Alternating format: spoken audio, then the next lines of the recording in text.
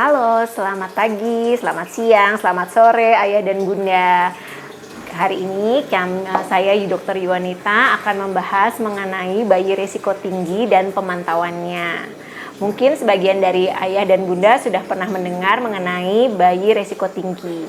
Apa itu bayi risiko tinggi? Jadi bayi risiko tinggi ini adalah bayi-bayi yang lahir dan mempunyai risiko untuk terjadi hambatan pertumbuhan dan perkembangan di kemudian hari. Kriterianya apa saja sih? Jadi kriterianya yang pertama adalah bayi yang lahir dengan umur kehamilan kurang dari 35 minggu atau berat lahirnya di bawah 1.800 gram. Yang kedua, bayi yang lahir pada saat lahir terjadi gangguan pernafasan atau yang disebut asfiksia. Kemudian yang ketiga, bayi yang lahir dari ibu dengan infeksi. Yang keempat, pada bayi yang shock atau membutuhkan obat-obatan tertentu. Yang kelima, bayi yang mengalami adanya infeksi atau yang disebut sebagai sepsis dan radang selaput otak atau meningitis, atau juga pada bayi-bayi yang mengalami kuning atau yang disebut hiperbilirubinemia dengan kadar di atas 20 mg per desiliter. Selanjutnya, pada bayi-bayi yang juga mengalami kelainan atau disebut malformasi kongenital yang berat. Pada bayi tersebut beresiko untuk terjadi hambatan pertumbuhan dan perkembangan di kemudian hari. Lalu apa saja sih yang harus kita pantau pada bayi-bayi resiko tinggi?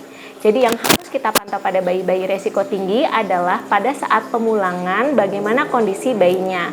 Apakah bayinya sudah cukup stabil dan ayah dan bunda sudah mampu untuk mengelola atau merawat bayinya di rumah. Apabila nanti sudah siap untuk dibawa pulang dan ayah bunda sudah merasa bahwa siap untuk merawat anaknya di rumah, maka dipastikan jangan lupa kontrol. Kapan saja sih kita harus kontrol? Jadi yang pertama biasanya dilakukan kontrol 3-7 hari setelah pulang. Kemudian dilakukan kontrol juga setiap 2 minggu bersama dengan imunisasi.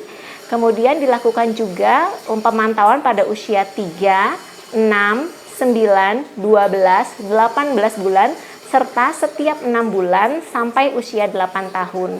Apa saja yang harus dipantau untuk bayi-bayi yang resiko tinggi, yang dimana bayinya prematur atau bayi kurang bulan dengan berat lahir rendah, maka kita harus melakukan pemantauan untuk pendengaran, pemantauan untuk mata, juga jangan lupa pemantauan untuk kemampuan bayinya makan dan minum.